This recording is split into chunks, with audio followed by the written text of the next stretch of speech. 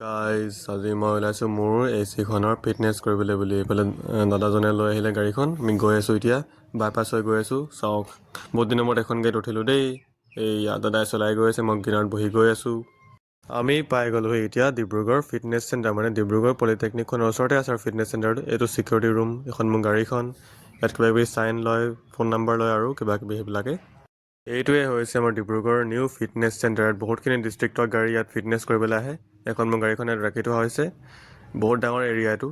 ভিউটো বৰ ধুনীয়া কিন্তু দেই চাওকচোন এইটো অৰেঞ্জ কালাৰকৈ পেইণ্ট কৰা আছে এইফালে মোৰ আগফালৰ ভিউটো দেখাই দিছোঁ গাড়ীখনৰ ধুনীয়াকৈ বহুত দিনৰ মূৰত দেখিছোঁ যে দেখি মানে বহুত ভাল লাগিছে আমিতো সেইবিলাক কৰি মেলি ওলাই গুচি আহিলোঁ আৰু